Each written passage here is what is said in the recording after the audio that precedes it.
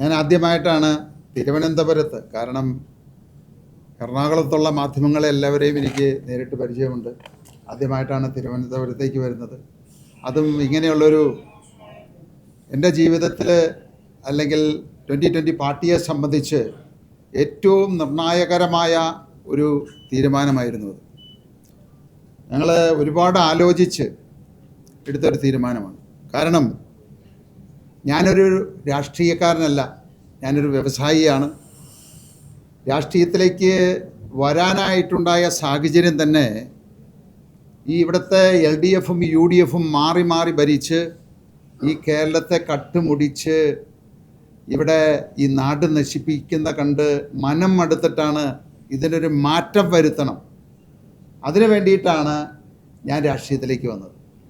അങ്ങനെയാണ് ഞങ്ങൾ 2020 എന്ന ഒരു പാർട്ടി ഉണ്ടാക്കിയതും.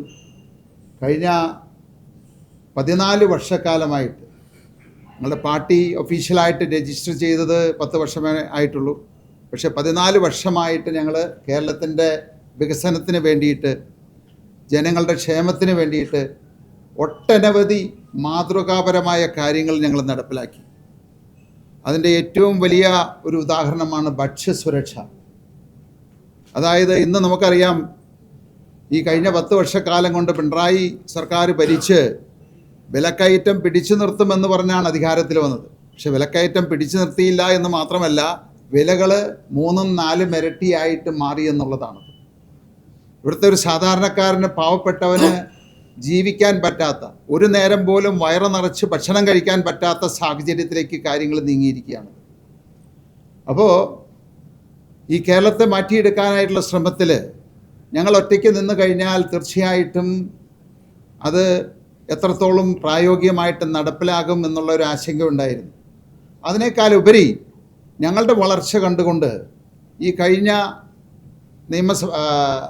ത്രിതല പഞ്ചായത്ത് തെരഞ്ഞെടുപ്പിൽ ഈ 2020 എന്ന് പറയുന്ന പാർട്ടിയെ ഈ ഭൂമിയിൽ നിന്ന് തന്നെ ഉന്മൂലനം ചെയ്യണം എന്നുള്ള ഉദ്ദേശത്തോടു കൂടി ഇവിടുത്തെ LDFും UDFും കൂടാതെ വെൽഫെയർ പാർട്ടി, PDP, SDPI അങ്ങനെ 25 രാഷ്ട്രീയ പാർട്ടികൾ ചേർന്നൊരു സഖ്യമുണ്ടാക്കി, ജനകീയ മുന്നണി. അവരങ്ങനെ 25 പാർട്ടികൾ ഒന്നിച്ചു നിന്ന് ഒരേ സ്ഥാനാർത്ഥികളെ നിർത്തിയാണ് ഞങ്ങൾ മത്സരിച്ച സ്ഥലങ്ങളിലെല്ലാം അവർ ഞങ്ങളെ നേരിട്ടത്. അപ്പോൾ അത് തന്നെ ഈ പ്രസ്ഥാനം എത്രത്തോളം മനുഷ്യരുടെ മനസ്സുകളിൽ, സാധാരണക്കാരുടെ മനസ്സുകളിൽ എത്തിച്ചേർന്നിട്ടുണ്ട് എന്നുള്ളതിൻ്റെ ഉദാഹരണമാണത്. അപ്പോൾ ഞങ്ങളെ ഈ ഭൂമിയിൽ നിന്ന് തന്നെ ഉന്മൂലനം ചെയ്യണം എന്ന് തീരുമാനിച്ച് അവർ ഒരേ സ്ഥാനാർത്ഥികളെ ഒരേ ചിഹ്നത്തിൽ, ഈ തവണ എനിക്ക് തോന്നുന്നു കേരളത്തിൻ്റെ ചരിത്രത്തിൽ തന്നെ ആദ്യമായിട്ടായിരിക്കും LDFും UDFും സ്വന്തം ചിഹ്നത്തിൽ മത്സരിക്കാതിരുന്നത് 2020 മത്സരിച്ചിരിക്കുന്ന പ്രദേശങ്ങളിലാണ്. അരിവാൾ ചിറ്റിയും ഉണ്ടായിരുന്നില്ല, കൈപ്പത്തിയും ഉണ്ടായിരുന്നില്ല.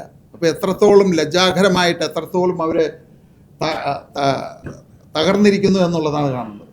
അപ്പോൾ ഞങ്ങളെ ഇല്ലാതാക്കാൻ ശ്രമിച്ചിട്ടും ഞങ്ങൾ 89 സീറ്റുകൾ, ഞങ്ങൾ ഭരിച്ചുകൊണ്ടിരുന്ന 2 പഞ്ചായത്തുകൾ ഞങ്ങൾക്ക് നഷ്ടപ്പെട്ടുവെങ്കിലും പുതുതായിട്ട് 2 പഞ്ചായത്തുകൾ പിടിച്ചെടുക്കാനും 2 പഞ്ചായത്തുകൾ നിലനിർത്താനും ഞങ്ങൾക്ക് സാധിച്ചു. ഞങ്ങളുടെ സീറ്റുകളുടെ കാര്യത്തിൽ 10% ഉയർച്ച കൊണ്ടുവരാൻ സാധിച്ചു. വോട്ടിംഗ് ശതമാനത്തിൽ ഞങ്ങൾക്ക് 3% കഴിഞ്ഞ തവണത്തേക്കാൾ കൂടുതലായിട്ട് കൊണ്ടുവരാൻ സാധിച്ചു. അപ്പോൾ തകർക്കാൻ പറ്റാത്ത ഒരു രാഷ്ട്രീയ പാർട്ടിയായിട്ട് 2020 വളർന്നിരിക്കുന്നു എന്നുള്ളതാണ്. അപ്പോൾ തീർച്ചയായിട്ടും ആ ഒരു സംഭവമാണ് ഞങ്ങളെ ഒന്ന് റീതിങ്ക് ചെയ്യാനായിട്ട് പ്രേരിപ്പിച്ചത്. കാരണം ഞങ്ങളെ ഇല്ലാതെയാക്കണം എന്ന് വിചാരിച്ചവർക്ക് ഞങ്ങൾ എങ്ങനെ ഈ കേരളത്തെ മാറ്റിയെടുക്കുമെന്ന് കാട്ടിക്കൊടുക്കണം. അതിന് ഞങ്ങൾ ആലോചിച്ച് തീരുമാനിച്ച ഒരു സംഗതിയാണ് NDAയോടൊപ്പം, മോഡി സർക്കാരിനോടൊപ്പം, അവരുടെ വികസന കാഴ്ചപ്പാടിനോടൊപ്പം ഈ കേരളത്തെ മാറ്റിയെടുക്കാനായിട്ടുള്ള ദൗത്യം ഞങ്ങൾ ഏറ്റെടുക്കാനുണ്ടായത്.